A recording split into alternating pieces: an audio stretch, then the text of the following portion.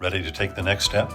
No matter your financial need, Goppert Financial Bank is your local lending solution. From refinancing or purchasing your new home, to growing your small business, to taking your farming operation to the next level, we will take that next step with you. Stop by or visit us online at goppertfb.com to learn more. Hi, this is Connie Whitlock with the Pleasant Hill Times, and I'm here with Mark Alford. And you were the anchor at Fox 4. Correct. And we enjoyed you for many, many, many years. 23 years. Oh my goodness. Time just flies, right? It does. Yeah. And so now you are running for Congress. That's right. Can Vicky you believe that? Mm-hmm. No, it's just totally dissonant for me. It's like when I heard that you were resigning, I was like, oh my gosh, he's resigning. But then I couldn't have guessed that you were going to run for office. So I thought we got to talk about this. Well, thank you, Connie. We got to talk about it. Well, let's talk about it. Yeah. So tell me a little bit about yourself first before we get into the Sure. politics. I'm a native of Baytown, Texas, home of Humble Oil and Refining Company, which became Exxon. My family was all pretty much in the oil business, not making it rich, but working in the refineries. My mom was a school bus driver. My dad, a Special Texas Ranger and an ag teacher. Kind of grew up in the rice fields, grew a lot of rice down there in Baytown, east of Houston. And knew I wanted to be in TV since I was fifth grade. My uncle was an anchorman in Oklahoma City and was like the top dog. And he was one of my heroes. Walter Cronkite, and Johnny Carson. Those three were big influences. So if you... Could he tell jokes, though? Well, I guess you can. No, he couldn't. He wasn't really. He was more the anchor man. Yeah. And I'm like, hey, I'm me. When I moved here, I there's a story to tell about that, but when I moved here, because I worked in Waco, Texas, West Palm Beach, Austin, Texas, Dallas, Texas, Houston, and then here. But when I moved here, before this, I tried to be like Mr. Anchor, set up right and have the proper voice and do everything. Yes. And then when I moved here, I thought, I'm just going to be myself and see what happens. Well, it sounds good, but if you're yourself and people don't like you, then they don't like you. Right. Not their persona. Right. If they like you for who you are, they love you. Right. And so thank goodness for the majority of the time, people liked what I did. They liked the Right. real. Now, I had haters. People. Right. First letter I got when I moved here, this guy had written it out like a draftsman almost and said, Mark, of course he didn't leave a return address, but he said, Of course they don't. They never do. Mark Alford, you short, squatty little bastard. Go back to Texas and take your 2-bit suits with you. I thought, well, I've arrived in Kansas City. You did. So you did. Anyway, but my deal was I wanted to make it like we were here. Like I want to make the newscast like we're sitting around the table. I'm opening up the newspaper. I'm an advocate for the reader. We're going through the stories and trying to make sense of the world together. Right. And that's what I've tried to do. That's amazing. So do you consider yourself a pioneer in that way of doing things, or was that just the way things were going at that time?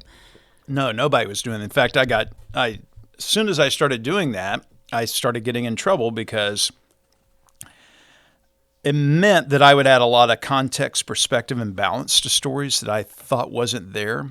And the more tenure I had there and the longer I'd been there, the more I did it because I ingested a lot of news per day. 8 or 9 hours a day of reading, studying, watching cable news, and not just Fox, but CNN and MSNBC. I wanted to see what was going on in the world. Right. And so I tried to add that to the stories, and it started creating friction as soon as I started doing it. But I kept doing it. Now, one of the people that I remember is Harmon. Don Harmon, yes. Yep. He was one of my favorites. I think we were all broken. I remember even crying. That's how close we felt to you all. Yeah. But as an audience, we felt like you drew us into the family that you had there on the set. At least that's what our impression was. Don was my best friend. We just felt like we were a part of it. That happened 10 years ago, this November 28th. And I remember it like it was yesterday. Won't go through the whole story, but sure. If you know what we're talking, you can Google it. You can watch the YouTube video. The next day we were on the air and telling people what had happened, that Don had taken his life. I remember. Now, back then, this is just 10 years ago, we didn't really talk about suicide as a society. We didn't talk about mental health issues. And we were determined that something as good has got to come out of this. And as tragic it was for his wife and daughter, and his friends and loved ones, I think some strange way something good did come out of that we were able to talk about mental health issues and getting help. There was a lady, I won't say her name, but she contacted me a couple of years later.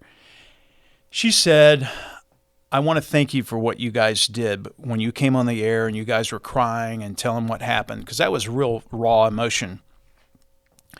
She said, my son, who was, I think, 7 at the time, came to me and he saw what was going on TV. And he said, Mom, I need to talk to you. And she said, what?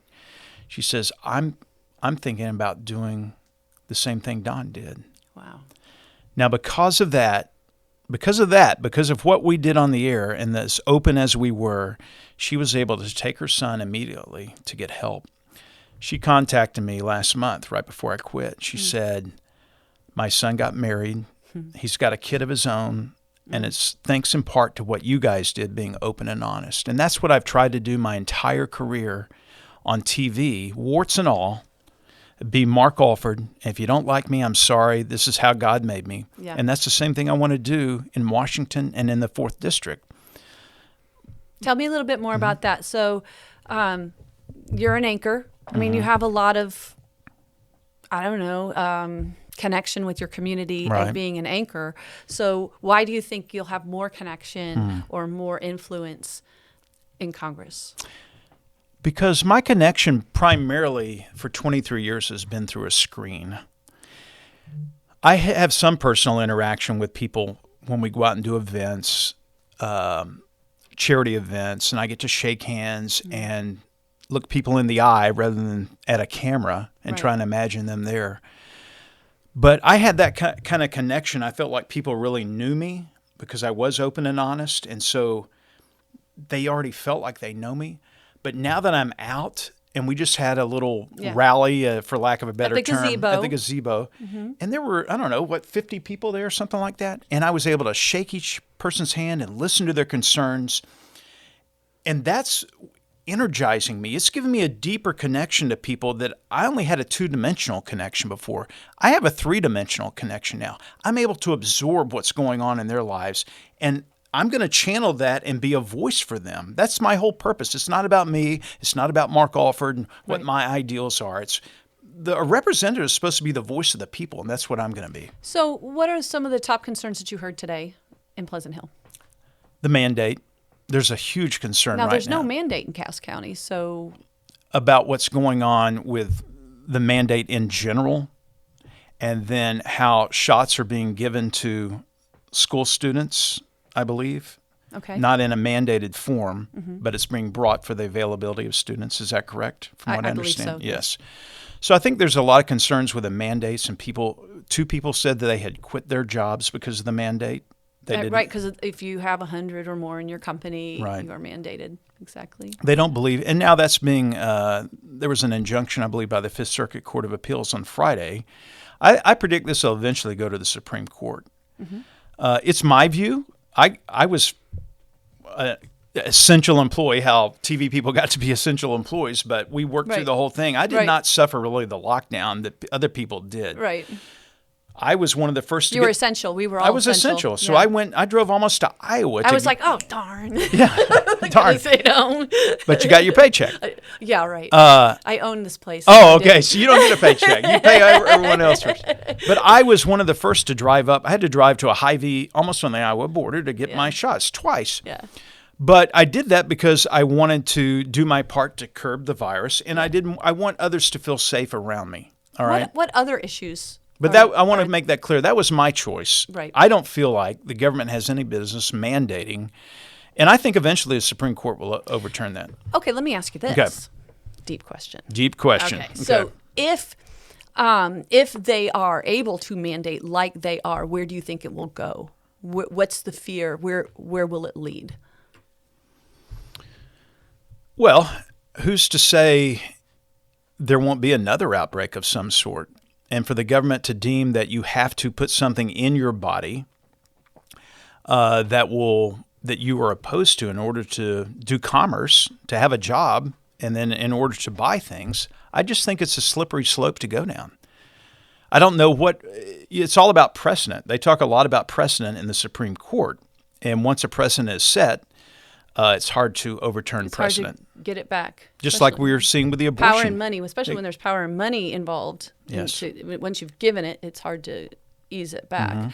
Because that's one of the questions I did have is I think a lot of people don't think about, and I feel like sometimes isn't conveyed or communicated by our officials. It's like we have a lot of officials who just make blanket statements, right? It's like, oh, we don't want masks, Constitution. Right. But sometimes I wonder if we should, be the frontal lobe of the brain for people and say, this is why. This is what will happen. This is what we are trying to avoid. The reason that we have this in the Constitution is why, right? So, but all we get are these surface statements, headlines, if you will. And it's like, but I don't think people think one way or another where things actually lead. But and then ask yourself, where do you want to be? I think it's up to each individual to be educated, and it's part of the media to provide some of that education resources in a fair, balanced, responsible manner. If that's not being done and people turn to one source or the other exclusively, then they're not being fully informed. And that's why I encourage everyone to read their local newspaper, to listen to their podcasts. Did you hear that? Yes. Read your local newspaper. Newspapers are not dead. To ingest as much news and information outside of social media. I think social media has really changed the way that we operate in America, our information intake. I'm probably getting in the weeds here a lot, but we used to verify things. When I was a reporter starting out, you had to have two sources.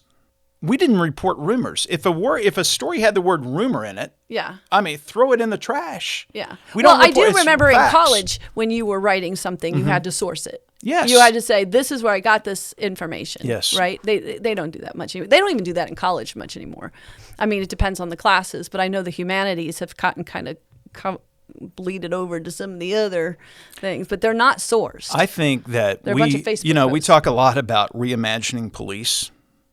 We need to reimagine journalism. Ooh, I like. We need to have some sort of, because we are protected under the First Amendment, makes it very difficult for any regulation of journalists. But why can't there be certification? We certify auto mechanics.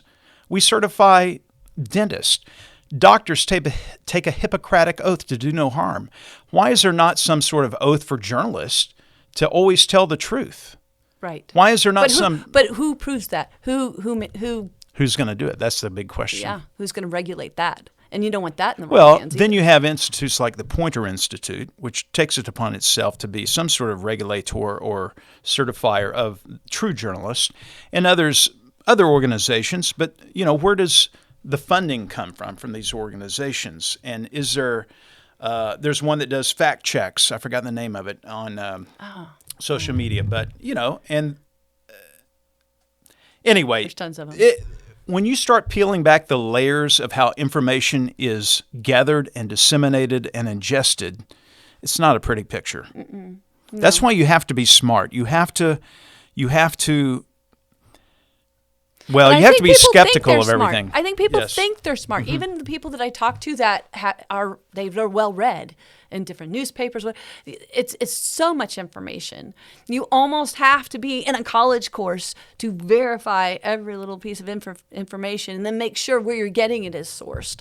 I mean, it's become that complicated for me. And when I talk to people, they have this kind of low resolution way of thinking, and they don't understand why they think what they think. And I wish my perspective is, it's like the leaders, I wish they would be more introspective. Yeah, just say, look, there's the sources. Here's the sources. And you know what I'm saying? It's like, I'm saying this, I'll get things down the pipeline in my email, and it's just rhetoric. Let's say why you're saying what you're saying. Why do you want us to buy this? Where is the truth? How do I know this is the truth? And I think that's what people, my readers anyway, when they're calling me, it's like, well, we don't even know who to believe. We don't even know if we should believe you. It's almost as if we should source it like at the bottom of our paper or something. This is nothing new, Connie. When Jesus was on trial before Pilate. He went to the Sanhedrin first. They took him to Pilate, and Pilate was the ruler of Judea at the time, and he had to listen to the people, but he also had to exert his control from Rome. And so Jesus gets there, and he's like, Pilate, you haven't really done anything wrong. And there was this big conversation that you can read. One of my favorite scriptures, though, it's so short. Pilate turns to Jesus and says, "What is truth?" People have been asking this for 2,000 years or more. What is truth? I think in part that's revealed to you if you have a faith in God. But I also think it's your responsibility to seek out the truth and to pray for discernment, that God will give you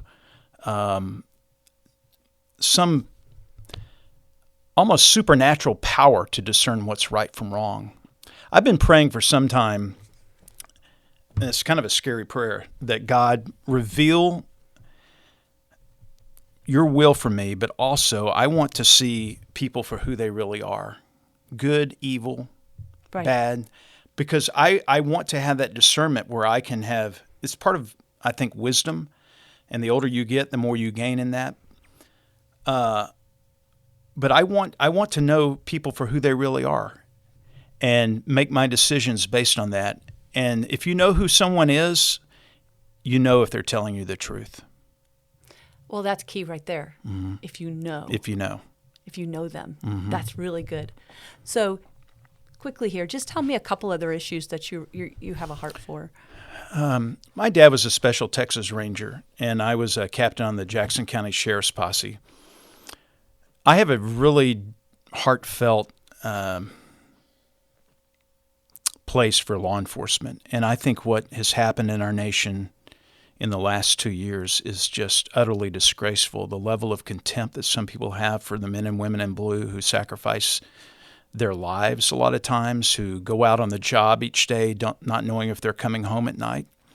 I know there's some bad apples in law enforcement like anything else, and I am... There's bad apples everywhere. I'm heartbroken by what happens sometimes, but I am willing to give someone the benefit of the doubt, and I think police now more than ever deserve that. We need to fully fund the police.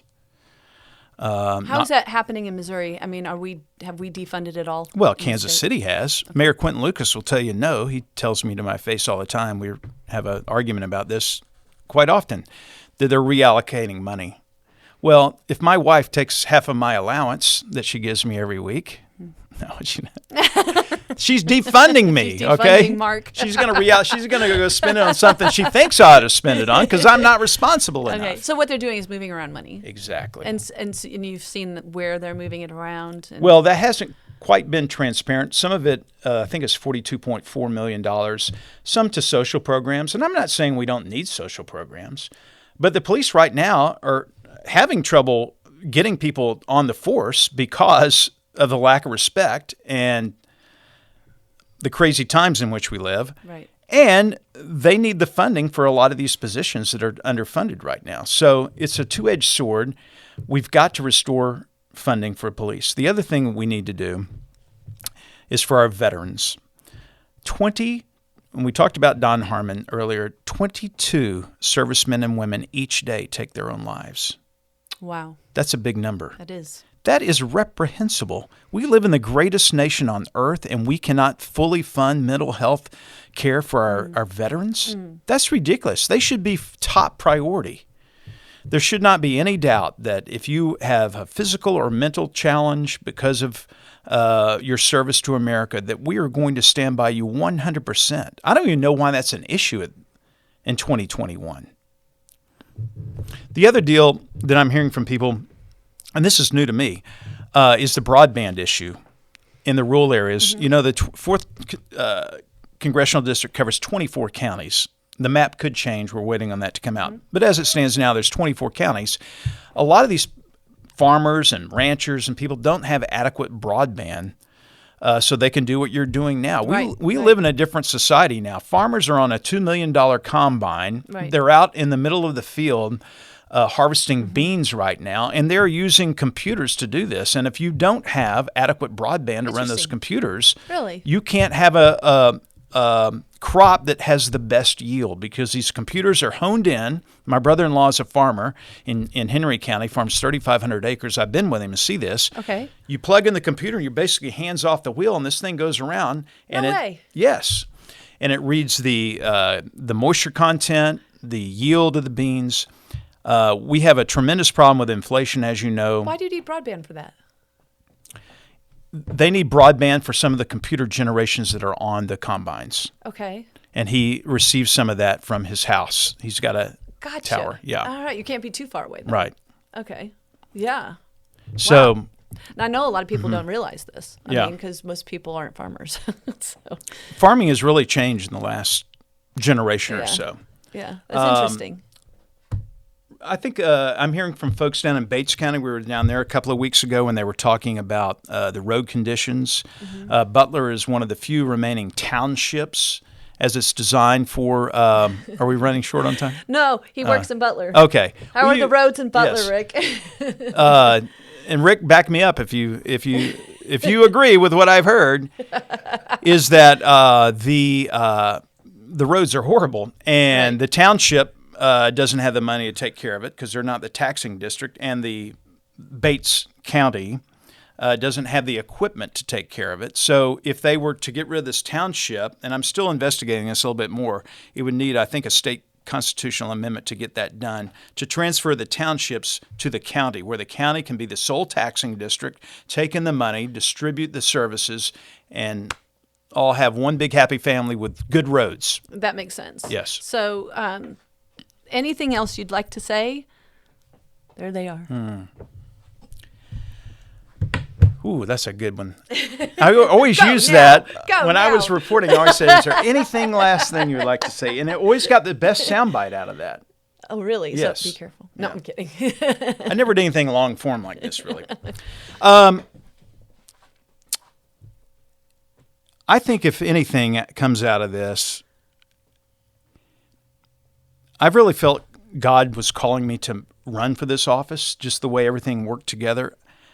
I'm not necessarily sure that it's His will that I win. I hope I win. I'm putting everything I can into it. I think it was more to open my eyes to what are on the true hearts and minds of people. I have never seen the reaction that I'm seeing now as we go to these towns. People just sharing their life stories. And I don't know if that's because they feel like they know me. We're going to some places that they don't get Fox for, so maybe that's not it. Yeah. It might change a little bit. But it's just comforting to know that people are willing to share what's on their hearts, and that I'm going to be able to help them by being a voice. That's what they're looking for. They're not looking for a politician that's going to jump from one position to the next. I truly think they're looking for someone who's going to go fight for them. First listen and then fight. At Fox 4, our mantra was working for you. In a lot of ways we did that. It was always kind of nebulous. So I was like, what does that mean? I truly feel, though, as we're on this listening tour, that I'm going to be fighting for the people of the 4th District, that I'm going to know what's in their hearts. They're going to be telling me their concerns, and I'll be able to take that to Washington. Thank you for coming. Thank you. All right. A pleasure.